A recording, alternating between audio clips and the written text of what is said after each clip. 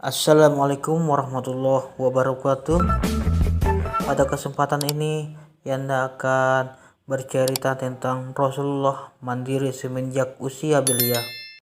Jadilah anak yang mandiri sejak kecil seperti akhlak Nabi kita sewaktu kecil. Di usianya yang masih anak-anak, Muhammad kecil kita sudah mendapat ujian yang sangat berat. Betapa tidak, ketika masih berumur 5 tahun, ibunda tercintanya pergi untuk selamanya dalam perjalanan dari Yasrib ke Mekah. Setelah melepas kepergian ibundanya, Nabi kecil melanjutkan perjalanannya pulang ke Mekah didampingi Ummu Aiman. Dengan linangan air mata, Muhammad kecil kala itu tak kuasa menahan air matanya. Tatapan matanya tak lekan dari makam ibunda tercintanya. Berita meninggalnya rupanya telah tersebar di Mekah dan semua orang pun merasa sedih. Namun, kondisi serba terbatas tersebut mampu disikapi Rasulullah Shallallahu Alaihi Wasallam dengan cerdas. Malah justru dengan kondisi tersebut, Rasulullah kecil berhasil bangkit menjadi sosok pemuda yang kuat hatinya dan mandiri, sehingga beliau mampu menjadi sosok pemuda yang mempunyai nilai karakter lebih tinggi dibandingkan pemuda lain seusianya. Kisah ini berawal di usia beliau yang menginjak 12 tahun. Di usia tersebut, beliau mendapatkan pengalaman berharga dari sang paman tercinta Abu Thalib. Lebih tepatnya pengalaman mencari rezeki pertama kali melalui jalur perdagangan. Beliau didampingi oleh pamannya beserta kafilah dagang bersama-sama menuju kota Syam yang merupakan salah satu kota pusat perdagangan terbesar pada saat itu. Secara tidak langsung dalam usia yang masih relatif muda, Rasulullah memberikan teladan kepada kita bahwa di usia muda bukanlah waktunya berleha-leha. Justru di usia yang emas inilah level produktivitas, kemandirian, beserta karakter pekerja keras dalam diri muda harus mulai diasah. Setibanya di tengah perjalanan, Abu Thalib bertemu dengan seorang pendeta Nasrani bernama Bahira. Pendeta yang paham betul dengan isi kitab Injil tersebut mulai terus mengamati Rasulullah Shallallahu Alaihi Wasallam.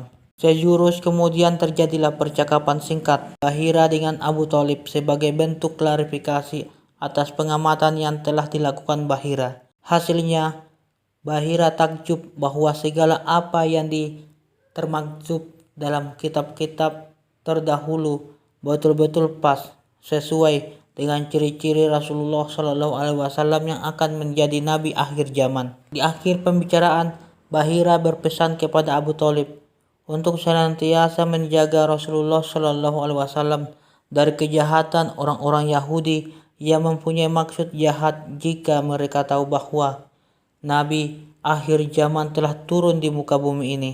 Pesan Bahira lainnya mengatakan bahwa Rasulullah Shallallahu Alaihi Wasallam akan memegang perkara yang besar di kemudian hari, yakni berupa risalah nubuwah dari Allah Subhanahu wa Ta'ala. Setelah mengetahui info rahasia tersebut, Abu Thalib cepat-cepat membawa Rasulullah Shallallahu Alaihi Wasallam kembali ke Mekah.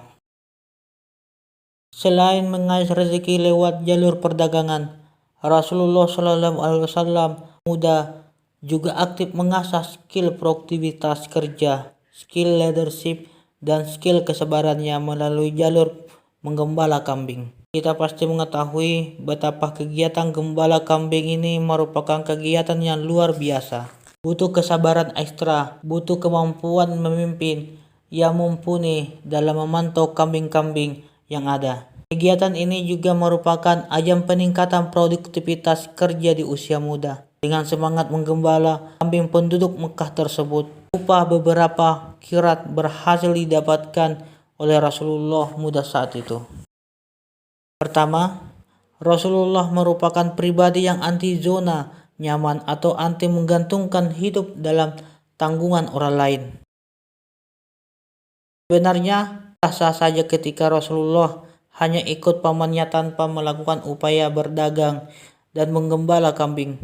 Buat apa susah-susah toh? Nyatanya pamannya sangat sayang dan siap menanggung apa-apa yang Rasulullah inginkan. Namun bukan itu yang Rasulullah inginkan. Di fase ini Rasulullah mengajarkan kepada kita bahwa hidup mulia itu adalah kehidupan yang sama sekali tak menggantungkan diri kepada orang lain, tapi malah justru bagaimana caranya agar kita berhasil memberi segala apa yang terbaik buat orang lain. Kedua, tentang harta yang disukai Allah dan Rasulnya. Dalam kasus di atas, Rasulullah mengajarkan kepada kita tentang cara bagaimana agar kita memiliki harta berkah yang disukai oleh Allah dan Rasulullah. Harta yang dimaksud merupakan harta hasil perjuangan, hasil dari produktivitas diri, hasil keringat dan hasil pelayanan profesional yang kita lakukan kepada umat. Tidak hanya bangga, merasa puas dengan merendahkan martabat diri seraya berharap harta akan datang sendiri melalui pemberian orang lain. Namun usaha maksimal kita dalam menggapai rezeki itulah yang mendapatkan poin lebih di mata Allah dan Rasulullah.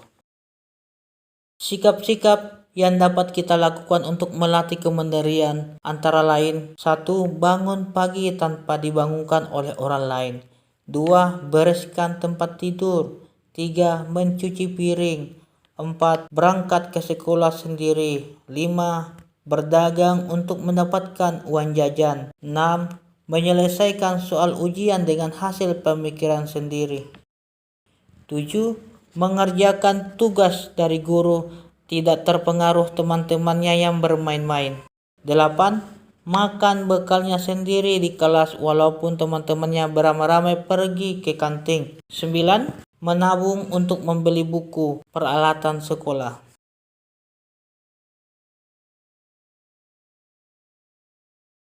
Inti dari sikap mandiri adalah berusaha mengerjakan segala sesuatu sendiri tanpa mengandalkan orang lain. Selama kita mampu, kita lakukan sendiri. Selain itu, bersikap mandiri berarti tidak ikut-ikutan. Jika memiliki urusan yang berbeda dengan orang lain, kita berani menyelesaikannya sendiri tanpa ditemani orang lain. Mari kembali kepada suri tauladan Nabi Shallallahu Alaihi Wasallam tercinta. Mulai awal kehidupan beliau hingga akhir hayatnya, beliau bekerja secara profesional melalui berbagai usaha mandiri tetap dilakukan oleh Rasulullah sebagai bentuk penopang buat dakwah ilahi yang dilakukan. Demikian kisah yang sempat dibawakan. Cukup sekian. Wassalamualaikum warahmatullahi wabarakatuh.